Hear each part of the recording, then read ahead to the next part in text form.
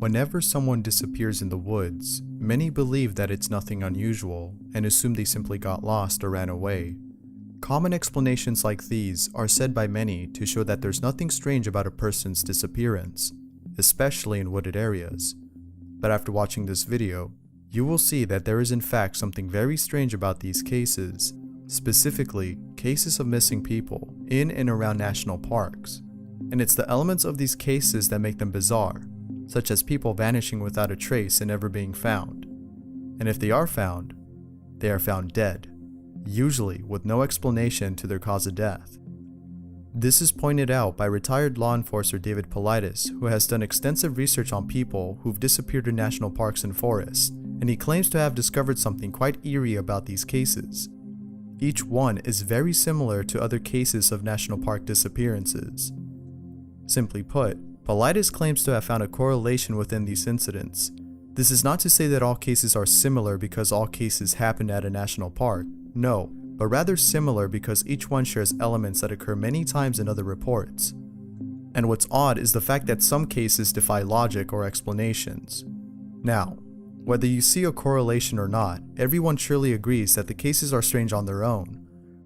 According to Paulides' profile points, some common factors found in these cases are bad weather occurring after the person went missing, finding the person's body in a location previously searched, and finding them in an area physically impossible for the missing person to reach.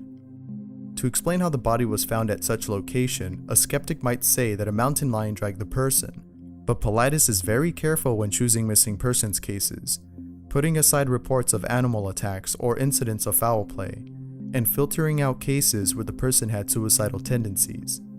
Besides scrutinizing and comparing these cases, Paulides backs up his research with forensic files and autopsy reports of dead missing people, which not only adds to his credibility, but has led many to find his research even more believable.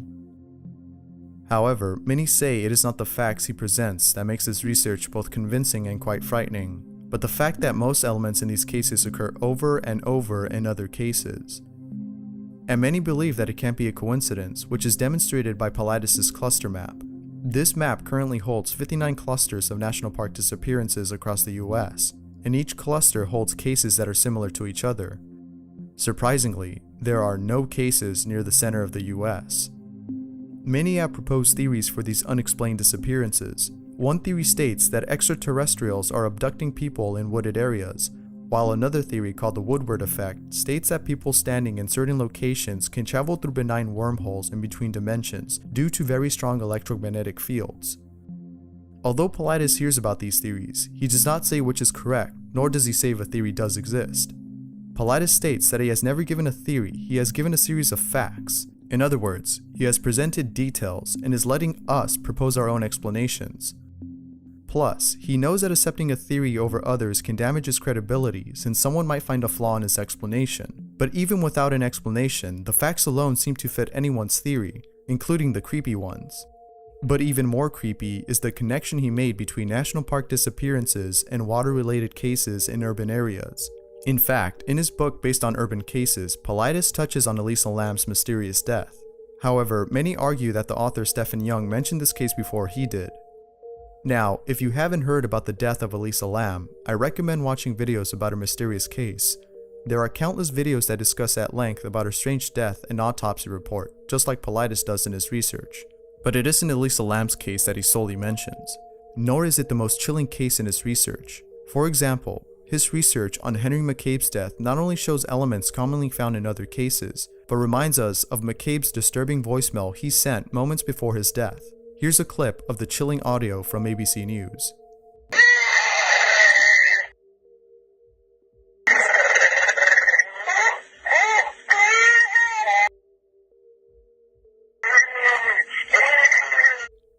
This recording, coupled with Paulides' research, has convinced many that something strange is actually happening in and out of national parks.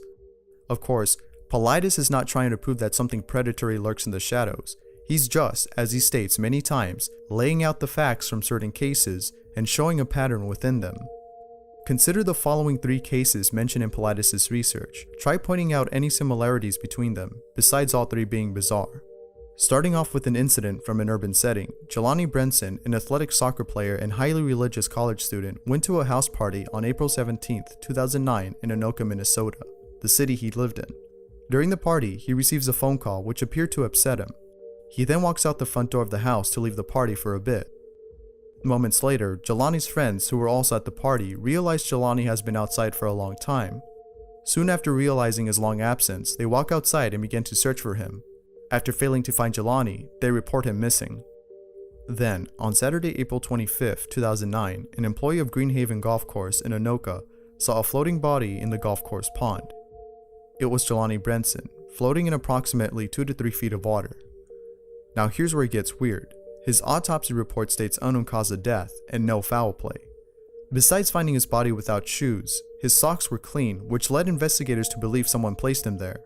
It would be impossible for Jelani to end up in a muddy location without having a single stain on his socks. Further complicating the case, Jelani's autopsy also indicates that he died earlier before his body was in the water, meaning he didn't drown. To this day, this case remains a mystery. Now, if you don't think this case is bizarre enough, then wait till you hear this next one. On Friday, March 14, 2014, Dr. James McGrogan, an emergency room physician from Indiana, went on a hiking trip outside Vail, Colorado. At around 8:30 a.m., he and 3 friends start hiking on a trail that would lead them to Iceman Hut, which is a location they plan to reach. During their hike, the group stops to take a short break. However, McGrogan, being physically active, continues traveling up the trail, expecting his friends to catch up with him after they finished resting. After taking their break, they began to follow the path McGrogan took.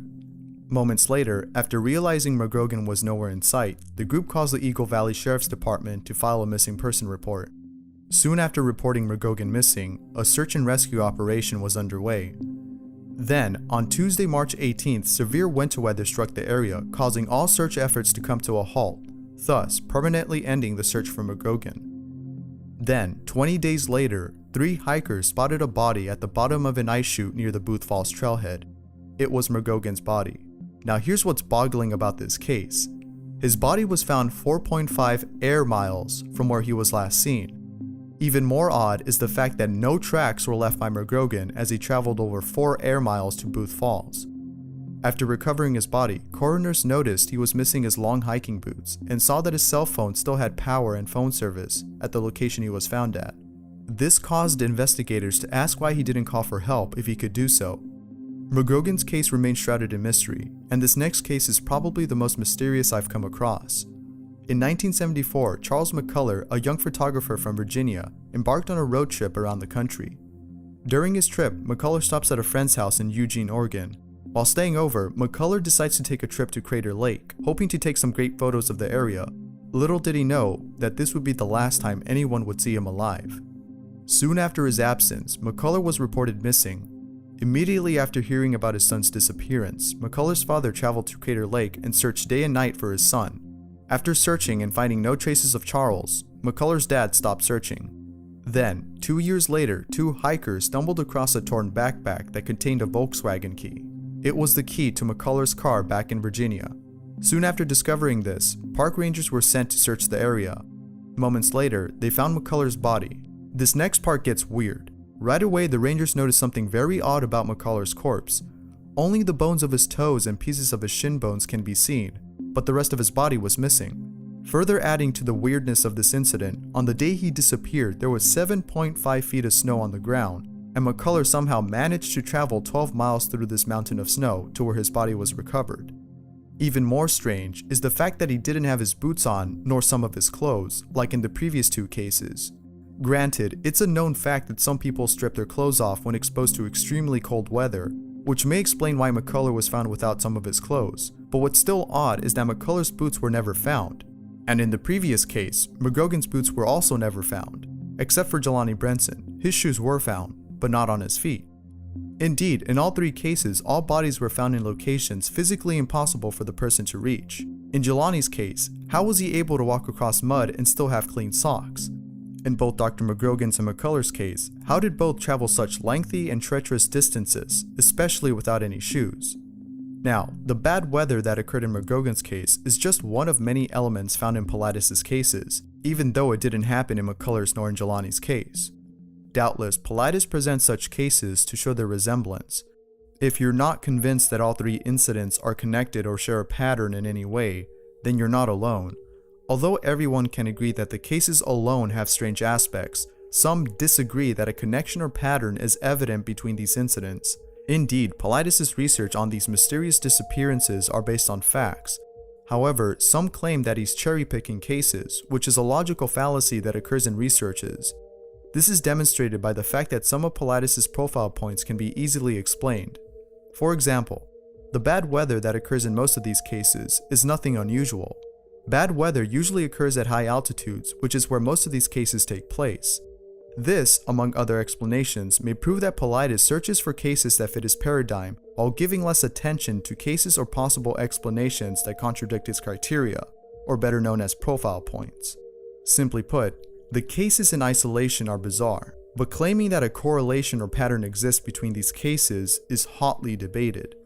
However, with this new movie coming out in 2017, he may be able to garner more attention and probably persuade other credible professionals to support his research. Whether his research has meaning or not, Paulides points out something critical that everyone can agree on: the lack of a federal database for reports of missing people on federal lands. The fact that Paulides is often denied access to missing persons reports from national parks, even after submitting FOIA request forms, has raised awareness of this problem. He's either denied access or told they have no records of missing people. Thus, a reader of Paulides' work started a petition to make the Department of Interior accountable for persons missing in U.S. national parks and forests. Besides raising awareness of this problem, Paulides' books cause families who've lost loved ones to realize they're not alone. Through his work, they're able to see that others have experienced the same frustrations they went through after they're lost. And the fact that people are reading about their stories reassures them that their loved ones will not be forgotten. Of course, Paulides first gets their permission to publish their accounts, but according to Paulides, they usually come to him first, wanting their stories published. In addition to reading these unexplained cases, readers are left feeling unsettled by these unusual death and disappearances. And the fact that all cases are based on facts makes it even more frightening. So the next time you go hiking, be sure to carry a personal locator beacon and hike with someone else, as Paulides suggests, because doing so will decrease your chances of becoming another statistic in his research.